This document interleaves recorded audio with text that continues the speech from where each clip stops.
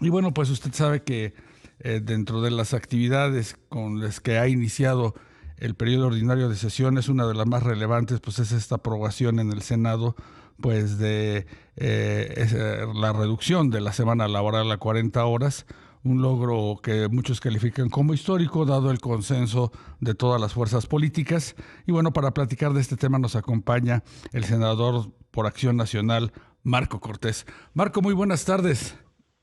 ¿Qué tal, Rogelio? Qué gusto saludarte. Buenas tardes. Pues mira, era un asunto que ya la Organización Internacional del Trabajo Sí. había sugerido desde 1962. Había una recomendación formal hecha a todos los países que la integramos para que hubiera 40 horas como una meta social deseable y que era susceptible de alcanzarse así progresivamente. Yo creo que ahí llegamos muy tarde y cada gobierno que hubo en el país tiene que asumir la responsabilidad de no haberlo hecho en su momento. Sí. Nosotros, claro que votamos a favor porque es un paso en la dirección correcta y además está alineando a México con estándares internacionales en la materia.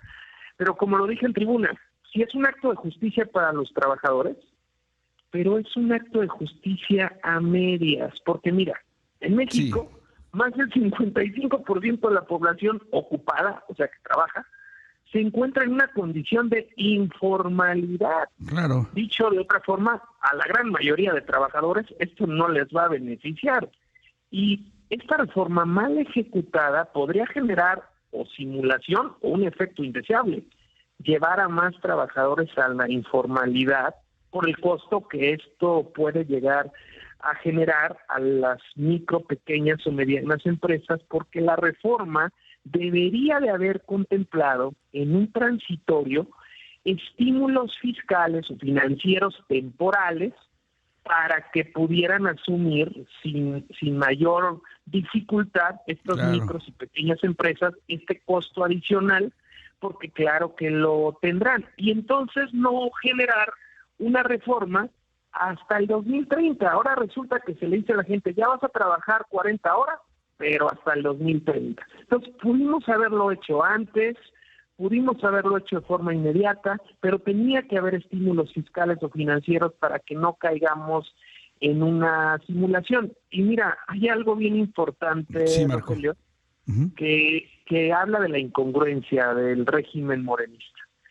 En octubre del 2024, Cámara de Diputados, Cámara de Senadores y posteriormente 31 estados, aprobaron la pasada reforma al mismo artículo 123 constitucional, que es materia de trabajo, en donde se buscaba que maestros, médicos, enfermeras, policías, digamos, todos los trabajadores del Estado, Sí, tuvieran un salario por arriba de la media registrada ante el IMSS. ¿Y qué crees? Ya está aprobado por todos, pero no la han querido decretar, no han cantado la constitucionalidad de este artículo. ¿Quién lo tiene que hacer?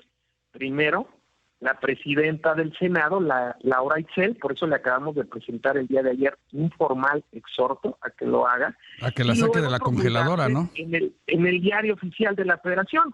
Porque hablan de justicia para los trabajadores, y la verdad que qué bueno, lo compartimos, pero como por qué tienen congelada por más de un año esta reforma que ayudaría a todos los médicos, maestros, enfermeras, policías a ganar un poco mejor, si ya está aprobado por todos.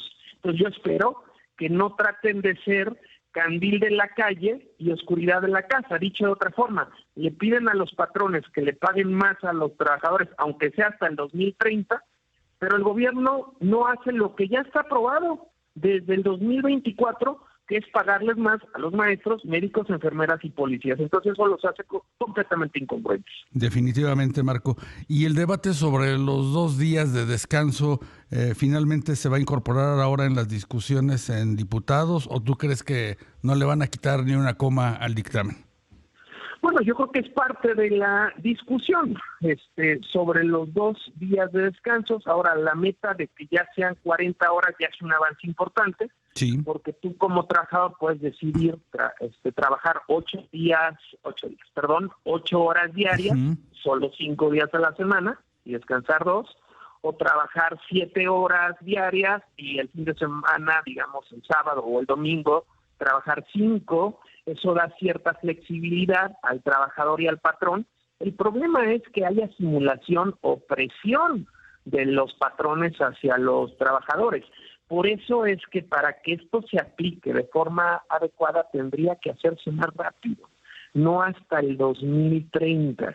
Es una buena reforma, podría mejorarse con los 2 días de descanso. De cierta forma ya se pueden contemplar con esto de las 40 horas, pero sí, claro, aún siendo una buena reforma, podría haber sido mucho mejor y nosotros presentamos varias reservas en la búsqueda de que este proceso de legislación positiva, porque eso sí hay que reconocerlo, pero fuera mejor.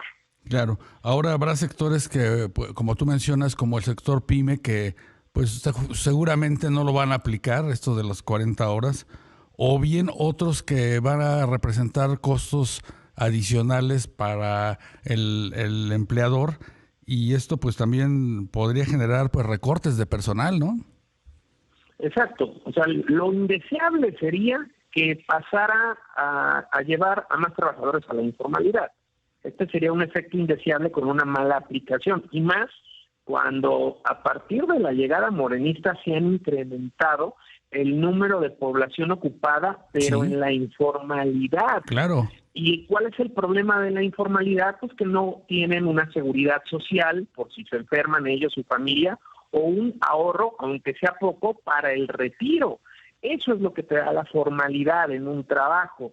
Entonces, lo preocupante es que al elevar estos costos de la formalidad, sin ningún tipo de estímulo fiscal temporal, pueda generar mayor informalidad en el trabajo y terminaría siendo entonces, en vez de una reforma positiva, negativa para los trabajadores. Por lo tanto, hay que aprobarla, hay que impulsarla, pero tiene que medirse su avance, tiene que medirse su aplicación y, de ser posible, en la Cámara de Diputados mejorarla con todos estos temas que aquí hemos comentado. Claro, viendo de alguna manera, aprovechando esta gradualidad que se está poniendo en la aplicación de esta ley, pues medir su impacto. Por lo pronto los datos de empleo en el mes de enero pues fueron muy malos, ¿no? Lejos de crearse fuentes de trabajo en el sector formal, se perdieron 8,000 fuentes de empleo, y ahora pues estos mayores costos con las 40 horas o mejor dicho la gradualidad en la entrada de estas jornadas laboral semanal de 40 horas, pues van a implicar mayores costos para las empresas. Y más cuando estamos en una suerte ya casi de contracción económica, a ver, 0 crecimiento. Entonces, vaya que es una circunstancia sí difícil, y hay empresas grandes que lo pueden solventar o buscar resolver. Las micro, pequeñas, realmente van a batallar, y son empresas que tienen a veces 1, 2, 3 trabajadores, pero que entonces pagar esa hora adicional pues sí les va a costar el doble. Van a tener que contratar a otra persona, y a lo mejor ahora sí estos costos reales y la rentabilidad de la empresa va a ser más complicada. Ahora bien, la reforma es positiva porque en México, la verdad, que se trabaja mucho, son muchas horas de trabajo. Los estándares internacionales son menos horas de trabajo. O sea, sí es una iniciativa correcta, sí es bueno reducir a 40 horas. Lo que está mal es que se haga hasta el año 2030. Lo que está mal es que no se generen estímulos fiscales temporales, particularmente para las micro y pequeñas empresas. Lo que está mal es que en México la gran mayoría de la clase trabajadora lo hace en la informalidad. Entonces, esta reforma no va a abonar a la mayoría, sino solo a los que están formalmente cotizando, formalmente trabajando, y pudiera, como he dicho, mal aplicado, mal controlado, generar un efecto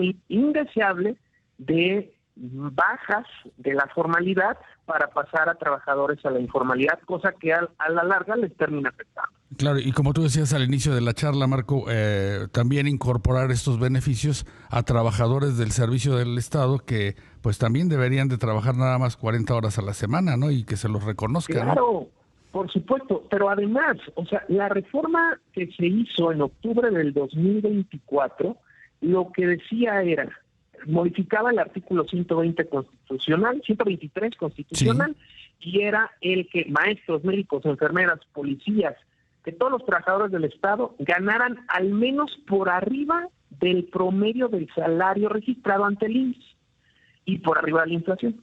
Entonces, esa reforma ya está aprobada. Esta beneficia a más de 3 millones de trabajadores, pero trabajadores de base, como he dicho, médicos, enfermeras, policías, maestros.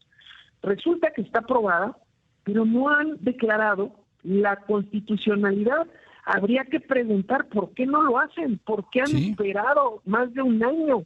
Entonces, por eso es lo que digo, son candil de la calle, hablan de los derechos de los trabajadores, pero una reforma que ya está aprobada, que ya solo está lista para que la decreten, para que la publiquen, pues resulta que lleva más de un año esperando a que se haga.